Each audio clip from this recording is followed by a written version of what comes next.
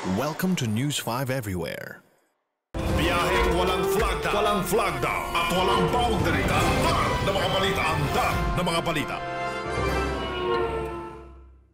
Malakas na ulan ang gumising sa mga residente ng Metro Manila kaninang umaga. Kaya naman matinding traffic at banta ng baha ang naranasan ngayon ng mga kapatid natin sa lansangan. Kamustahin natin ang lagay ng Metro Manila live mula kay Romel Lopez. Romel?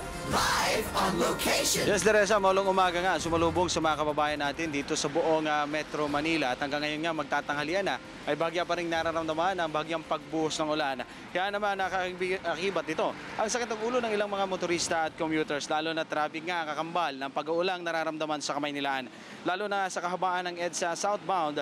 Sa pagbaba mo pa lamang ng Quezon Avenue flyover ay asahan ang traffic dito. Moderate to heavy na ang takbo ng mga sasakyan. Mas mabigat pa yan pagsapit na paakyat ng Kamuning flyover, lalo na siksika na mga paakyat at mag-u-turn naman ng mga sasakyan sa ilalim ng flyover. Tuloy-tuloy na ang build-up na yan. Makababa ng Kamuning papunta ng Cubao area. Paglusot mo naman ng Aurora Underpass ay traffic pa rin ang kaharapin mo hanggang sa may Santolan area sa harap ng Camp Crami at Camp Aguinaldo.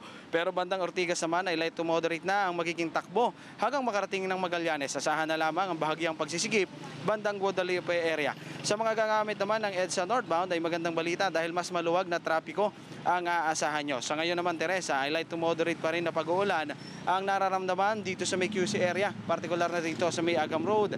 Wala pa tayong anumang pagbabahang na monitor dito sa ating lugar. Kahit palala pa rin sa ating mga kababayan na ngayon pa lamang aalis sa kanilang mga bahay ay huwag kakalimutang dalhin yung kanilang mga gamit pangontra sa ulan. Sa kapapasok naman na balita, Teresa, ay suspendido na ang klase sa lahat ng public, elementary at high school sa Caloocan. Para naman sa mga pribadong eskwelahan sa syudad ay bahala na ang kanilang mga eskwelahan kung sila ay magsususpinde ng klase ngayong umuulan nga sa Metro Manila. Teresa?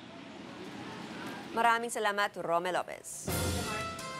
Alamin natin ang magiging lagay ng ating panahon ngayong araw. Magtutuloy-tuloy kaya ang ulan hanggang mamayang hapon mula kay Leah Cruz, Action TV Weather Center. Hi, Leah. Hi Martin, mga kapatid sa Metro Manila, huwag pa rin kalimutang bitbitin ang mga payong ngayong hapon. Magpapatuloy hanggang mamaya ang nararanasan nating pag-ulan, pero posibleng humina ito. Epekto yan ng Intertropical Convergence Zone na umiiral ngayon sa Southern Luzon, Visayas at sa Mindanao. Nakataas pa rin ang thunderstorm advisory para sa Metro Manila, pati na sa Bataan, Quezon, Laguna, Cavite, Pampanga, Rizal, Bulacan, Batangas, Nueva Ecija at Zambales. Paalala lang, sinuspende na mga klase sa mga public school sa Caloocan dahil sa mga pag-ulan. Abangan ang susunod na weather update maya-maya lamang mula dito sa Action TV Weather Center. Ako po si Leah Cruz. Be sure to come back. News 5 Everywhere. Copyright 2013.